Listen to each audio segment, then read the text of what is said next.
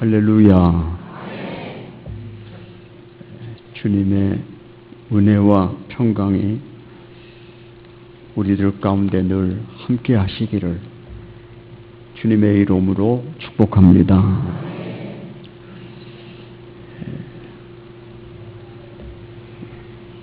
뉴스를 들으셔서 아시겠지만 얼마 전에 봉천동에 탈북 여자 어머니하고 아들하고 굶어 죽은 사건이 매스컴을 통해서 뉴스가 전해졌습니다. 대한민국에서 굶어 죽다니. 그 여자의 집을 카메라로 보여주는데 그 책꽂이에 성경책이 꽂아져 있는 것을 보았습니다. 교회를 나간 것 같은데 교회에서도 무관심함으로 굶어 죽도록까지 보지 못했는가, 그런 생각을 하면서 참 마음이 씁쓸했습니다. 오늘 성경을 보면은 주님께서 재림하셔서 심판하실 때 심판의 죄목이 이웃사랑입니다. 이웃사랑. 마태복음 24장에서는 예수님이 말세의 징조들에 대해서 여러 가지로 말씀하셨습니다. 거짓 선지자를 조심하라, 이단의 출현, 그 다음에 하늘과 땅의 여러 가지 재앙과 징조들, 이런 것들이 말세의 징조로 나타날 것을 말씀하셨습니다. 말세가 언제일지는 말씀하지 않으셨지만 이런 징조들이 나타나면 그날이 가까운 줄 알라 말씀하셨습니다. 마태복음 25장은, 그 다음 장은 재림에 대한 비유를 세 가지로 말씀하고 있습니다. 하나는 열 처녀 비유로 주님 오시는 그날까지 깨어 있어 기름을 준비하고 그날을 기다리라 하는 말씀으로 첫 번째 비유를 말씀하셨습니다. 두 번째 비유는 주님 오시는 날까지 맡은 자리, 맡은 직분을 따라 충성할 것을 5달란트, 2달란트 받은 사람을 비유로 말씀하셨습니다. 세 번째 비유가 재림주가 오셔서 양과 염소로 사람들을 나누시고 양의 편에 있는 사람들에게는 영생을, 염소의 편에 있는 사람에게는 영멸을 선포하시는 말씀으로 기록하고 있습니다. 예수님 세상에 다시 오실 것을 믿으시면 아멘 합시다. 믿습니까?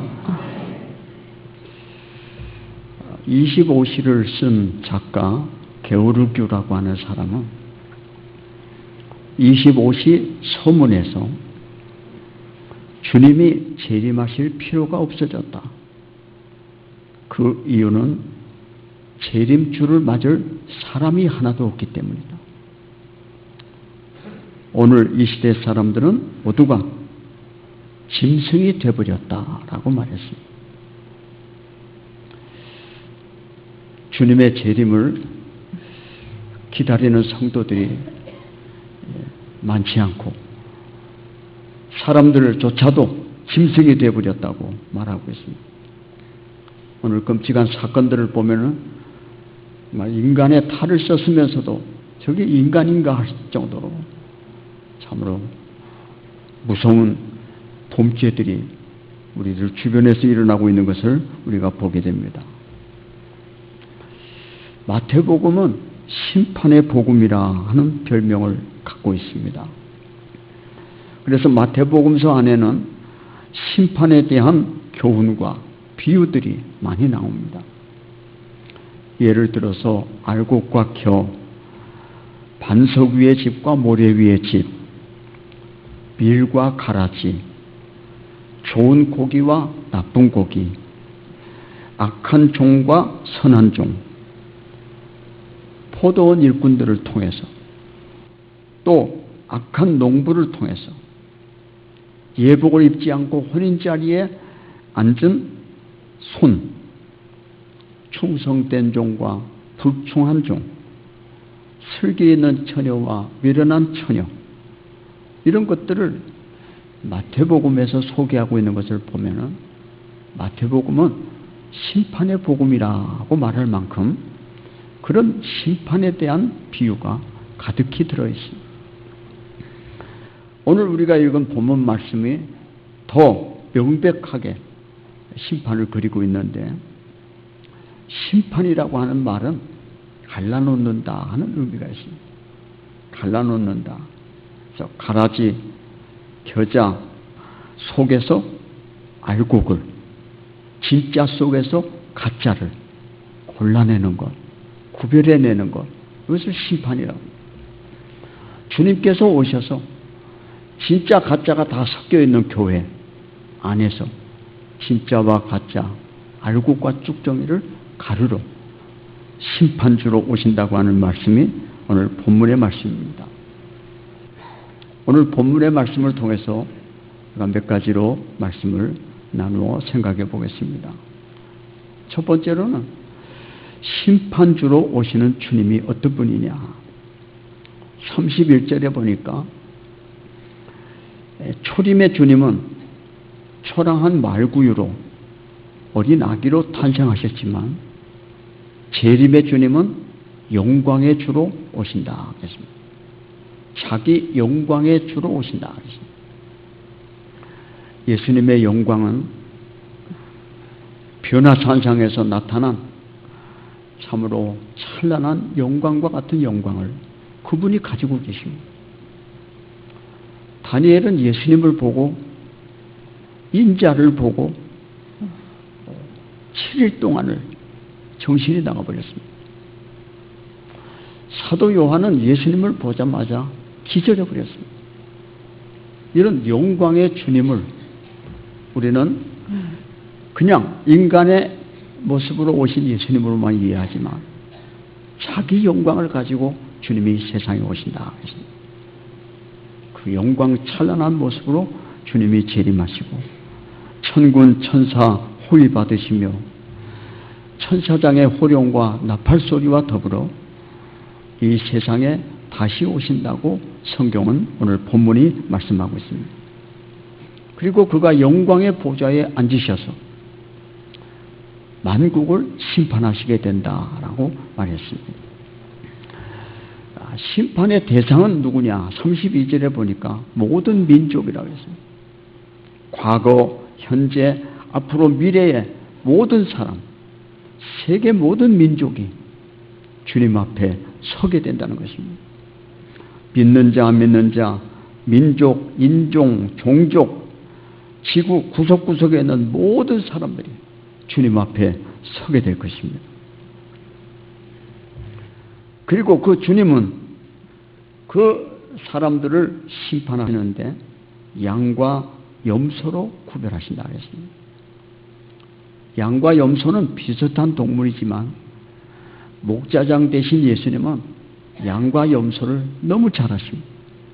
그래서 그분이 양은 오른편으로, 염소는 왼편으로 양과 염소를 구별하십니다. 갈라놓으십니다. 그것이 심판입니다. 양은 선한 사람, 염소는 악한 사람으로 상징으로 나누십니다. 그리고 오른편과 왼편으로 나누십니다. 심판의 내용은 무엇이냐? 양에게는 이웃의 고통을 내 고통으로 알고 사랑을 베풀었기 때문에 양의 자리, 염소의 자리에 있는 사람들에겐 이웃의 고통을 몰라라 하고 사랑을 베풀지 않은 사람들을 왼편으로 이렇게 나누신다. 그렇게 얘기했습니다. 결국 양과 염소의 기준은 이웃사랑을 실천했느냐 안 했느냐에 따라서 나누어진다 하는 얘기인 것입니다. 그 심판의 결과는 어떻게 됩니까? 34절 보면은 양은 영생에 들어가고 아버지 예비하신 나라의 상속자가 되고 그리고 아버지께 복받은 자들이 될 것이다. 그러나 염소는 영벌에 처하고 지옥불에 들어가고 저주를 받게 된다라고 말했습니다. 이것이 오늘 성경 본문의 내용. 여기에서 우리는 몇 가지 생각할 수 있는 것은 첫째는 평범한 일이 심판의 제목이 된다는 것입니다. 35절로 36절에 보면은 양에 속한 자들에게 주님께서 칭찬하시는 일이 무엇이냐? 아주 평범한 일이요. 누구나 할 수 있는 일이요. 줄인 자에게 먹을 것을 주었고 목마른 자에게 마실 것을 주었고 나그네 된 자를 영접해 주었고 병든 자들을 돌아보았고 헐벗은 자에게 입을 옷을 주었으며 옥에 갇힌 자들을 돌아보았다라고 말하고 있습니다. 여기에 나온 줄인 자, 목마른 자, 나그네, 병든 자, 헐벗은 자, 옥에 갇힌 자 이들을 돌아보는 것 어려운 일입니까? 누구나가 할 수 있는 아주 평범한 일인 것입니다. 이런 일은 누구나 할 수 있는 평범하고 단순한 일, 어렵지 않은 일입니다. 이거 돈 많이 들어가는 것도 아닙니다. 하늘에서 별을 따와야만 천국 들어간다고 했다면 아마 천국 들어갈 사람 하나도 없겠죠. 아주 평범한 일, 누구나 할 수 있는 일을 하지 않은 것으로 인해서 염소 편에 서 함으로 인해서 양의 편에 섰다 하는 것입니다. 또 멀리 가지 않아도 됩니다. 바로 우리 주변에, 바로 우리 이웃에 그런 사람들이 얼마든지 있습니다. 성경에 나오는 어리석은 부자는 바로 자기 집 대문 앞에 누워있는 거지 나사로에게 무관심한 것, 음부에 내려갔다고 얘기하고 있습니다. 염소 편에 선 사람들, 양의 편에 선 사람들과 반대된 사람들입니다. 주님께서 그들에게 말했습니다. 내가 줄일 때 먹을 것을 주지 않았다. 내가 목마를 때 마실 것을 주지 않았고 내가 병들었을 때 돌아보지 않았다 말했습니다. 내가 나그네 됐을 때 영접지 아니하였고 헐벗었을 때 입을 것을 주지 않았고 옥에 갇혔을 때 돌아보지 않았다라고 말했습니다. 이웃의 아픔에 대해서 몰라라 무관심했던 사람들을 염소 편에 있는 사람들로 주님이 말씀하셨습니다. 선한 사마리아 사람에 대한 얘기가 성경에 나옵니다. 이 사람은 이웃사랑을 실천한 사람입니다. 그로 인해서 많은 사람에게 칭송받는 사람입니다. 선한 사마리아 사람 단체들이 만들어져 가지고 수많은 사랑을 실천하는 그런 단체들이 있습니다. 양과 염소는 태어나는 것이 아니라 행위에 의해서 선택으로 판가름 난다는 사실을 우리에게 가르쳐주고 있습니다. 자기의 행위로 양이 되고 자기의 행위로 염소가 되는, 그래서 양의 편에 설 수 있고 염소의 편에, 오른편에 설 수 있고 왼편에 설 수 있게 된다는 것을 우리에게 가르쳐주고 있는 것입니다. 한번 여러분, 우리 이웃에, 우리 주변에 우리가 행해야 할 그리스도인의 삶을 살지 못하고 있지는 않는지 한번 돌아보면서 예수 사랑을 실천하는 그리스도인들 되어질 수 있기를 주의 이름으로 축원합니다. 그 다음에 이 사람들은 보상을 의식하지 않고 선을 행했습니다. 37절로 39절에 보면 양의 편 사람들은 주여 어느 때 줄이시고 어느 때 목마르시고 어느 때 나그네 되시고 어느 때 벗으셨고 어느 때 병드셨고 어느 때 옥에 갇히셨습니까? 줄이고 목마르고 나그네 되신 것이 언제 있으셨습니까? 그러고 물었습니다. 이들은 그들이 행한 선행이 대가나 알아줌이나 보상을 전혀 생각하지 않았다는 얘기죠. 그들의 행한 선행이 그리스도를 향한 선행인지 의식하지 못했습니다. 어려운 이웃을 보고 돕지 않을 수 없었기 때문에 그들은 그리스도의 사랑을 실천한 것입니다. 보상이나 대가를 바라고 행한 사랑은 그것은 진정한 사랑이라고 말할 수가 없을 것입니다. 자기가 찬양과 감사와 존경을 받기 위해서 자선을 베푸는 자가 많이 있습니다. 옛날 부자는 많은 먹을 것을 가지고 가난한 동네에 가서 사람들을 불러 나팔을 불러서 사람들을 모아오고 그리고 나눠줬습니다. 이것은 진정한 사랑의 베품이 아니고 나팔을 불지 말라고 예수님은 말씀하셨습니다. 양해편 사람들은 남을 돕는 그 자체 외에는 바라지 않는 자들이었습니다. 염소편에 있는 사람들은 그가 예수님이었다면 아마 열일 제쳐놓고 베풀고 도와줬을 것입니다. 예수님은 그들과 구별되다고 생각을 한 것입니다. 그러나 예수님은 그들이 바로 예수님이라고 말씀하셨습니다. 골로새서 3장 23절로 24절을 보면은 무슨 일을 하든지 마음을 다하여 주께 하듯 하고 사람에게 하듯 하지 마라. 이는 유업의 상을 주께 받을 줄 알미니 너희는 주 그리스도를 섬기느니라. 우리는 마음을 다해서 사람들에게 하듯 하지 말고 주님께 하듯 하는 성도들이 될 것을 사도 바울은 말씀했습니다. 주님 앞에서 그런 사람들이 상을 받게 된다고 말했습니다. 우리는 그리스도를 섬기는 하나님의 자녀들이기 때문에 그래야 된다고. 훗날에 천국에서 더 큰 상급으로 영원한 상급으로 하나님께서 상급 주실 것을 바라보고 우리는 이 땅에서 그리스도의 사랑을 실천하고 베풀고 나눌 수 있는 우리들 모두가 되어질 수 있기를 주의 이름으로 축복합니다.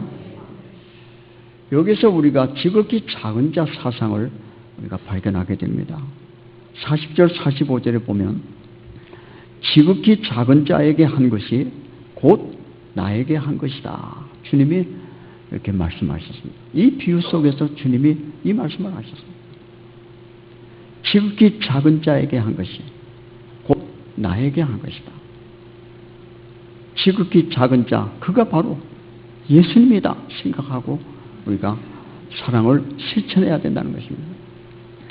작은 자, 보잘것없는 자, 굶주린 자, 헐벗는 자, 나그네, 병자, 옥에 갇힌 자, 없고 낮고 비천하고 사람 취급받지 못하는 자들에게 대하는 것이 곧 나에게 대하는 것이다. 주님이 말씀하신 것입니다. 우리는 크고 존귀한 자를 존중히 여기고 대접합니다. 우리 주변에 우리 도움의 손길을 기다리는 사람들이 얼마나 많은지 모릅니다. 그들에게서 주님을 발견할 수 있기를, 주님을 볼 수 있기를 주의 이름으로 부탁드립니다. 김진홍 목사는 청계천 철거민들 속에서 살았습니다. 그들이 철거돼 가지고 저 아산만으로 이주를 하게 됐는데 그곳에 따라가서 둘의 마을을 건설했습니다. 이 사람은 그 청계천 그 철거민들의 눈에서 흐르는 눈물, 그 눈물 방울방울에서 예수님의 얼굴을 보았다는 것입니다. 그래서 그들을 위해서 일생을 살기로 결심한 사람이 바로 이 사람이고, 불의 마을도 그래서 만들었다는 거죠. 아시시의 성자 성 프란시스는 말을 타고 가다가 나병 환자가 손을 내밀고 먹을 것을 달라고, 돈 좀 달라고 구걸 하니까 말에서 뛰어내려서 그 나병 환자를 꼭 껴안아줬습니다. 그랬더니 그 얼굴에서 예수님의 얼굴이 보였다고 합니다. 투어스 마틴이라고 하는 사람은 말을 타고 로마 군복을 입고 가다가 거지가 앞에서 떨고 서 있는, 추위에 떨고 서 있는 것을 보고 그는 자기 옷을 벗어서 그에게 입혀주었답니다. 그날 밤 꿈에 예수님이 낡은 로마 군복을 입고 서 계신 것을 보았습니다. 주님 어찌해서 그 낡은 로마 군복을 입고 계십니까?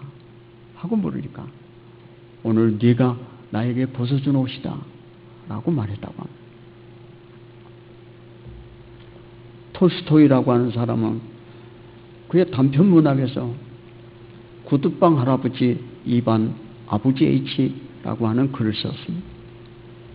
그 글 속에 보면은 이 이반이라는 사람이 아내가 죽고 난 다음에 매일 구두를 깁는 일을 하는데 하루 일과를 마치면 목욕하고 그리고 옷을 갈아입고 책상 앞에 앉아서 성경을 펴고 하루를 기도하고 성경을 읽고 오늘 하루의 삶을 주님께 고백하고 그리고 잠자리에 들었답니다.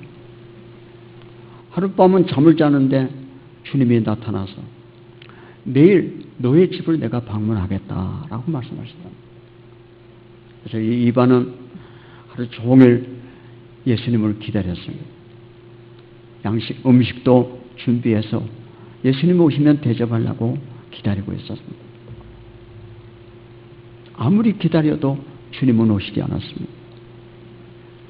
그런데 지나가던 상해 군인 하나가 그 집에 들어와서 먹을 것을 달라고 주님 대접하려고 했던 음식을 그에게 대접했습니다. 한 여자가 어린아이들을 끌고 그리고 장사하는 과일 장사 할머니를 보았습니다. 그는 자기 아내가 죽고 난 다음에 남겨둔 옷들을 그 여인에게 주었습니다. 따뜻하게 주고 따뜻한 차를 마시게 하고 돌아가게.